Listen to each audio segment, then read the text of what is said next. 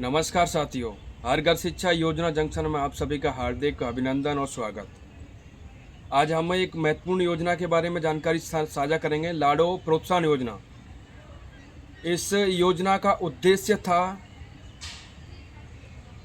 बालिका के जन्म की माता पिता को चिंता ना हो, उसके लिए राजस्थान सरकार द्वारा बच्चे की जन्म से 21 वर्ष की आयु पूर्ण होने तक 7 किस्तों में सरकार 1.5 लाख रुपए प्रदान करवा रही है। इस योजना का उद्देश्य है सामाजिक कुरीतियों को रोकना, राज्य में बालिकाओं के जन्म के प्रति सकारात्मक वातावरण तैयार करना, शिशु मृत्यु दर में कमी लाना, लिंगानुपात में कमी को रोकना, बालिका को उच्च शिक्षा प्राप्त करवाना, मातृ मृत्यु दर में कमी लाना, संस्थागत प्रसव को बढ़ावा देना, ये उद्देश्य है। बच्चा और बच्ची, जो समाज में कुरीतियां हैं, बच्चा और बच्ची के जन्म में भेदभाव किया जाता है, उसको रोकने के लिए राज्य सरकार द्वारा इस योजना को चलाया गया था। इस योजना में राजस्थान सरकार 7 किस्तों में 1.5 लाख रुपए मुहैया करा रही है। इसमें प्रथम किस्त है बच्ची के जन्म पर। बच्ची के जन्म पर 5,000 रुपये सरकार पहली किस्त के रूप में प्राप्त करवा रही है। इसी के साथ बालिका के 1 वर्ष पूर्ण होने या फिर समस्त टीकाकरण होने पर सरकार 5,000 रुपये दूसरी किस्त के रूप में मुहैया करवा रही है।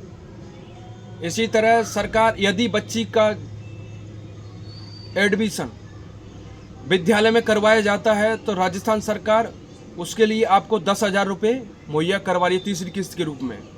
इसी तरह यदि बालिका 6th क्लास में पढ़ रही है तो राज्य सरकार चौथी किस्त के रूप में 15,000 रुपये मुहैया करवा रही है। इसी तरह 5वीं किस्त है बालिका 10वीं पास हो तो राज्य सरकार इसमें 20,000 रुपये दे रही है। यदि बालिका 12th पास है या 12th पास कर रही है, 12th अध्ययनरत है, तो राज्य सरकार उसमें 25,000 रुपये छठी किस्त के रूप में मुहैया करवा रही है। यदि बच्ची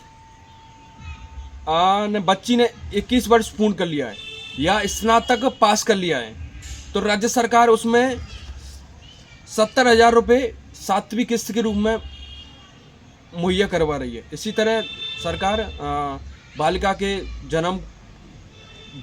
बच्चा और बच्ची के जन्म में भेदभाव ना हो, उसके लिए राज्य सरकार लालन पोषण के लिए 7 किस्त में 1.5 लाख रुपए प्राप्त करवा रही है।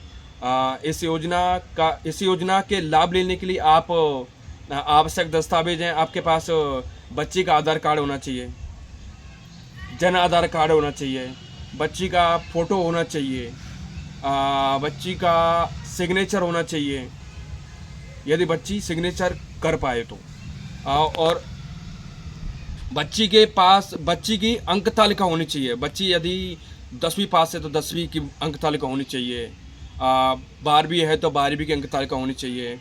यदि बच्ची स्नातक पास है तो उसके लिए स्नातक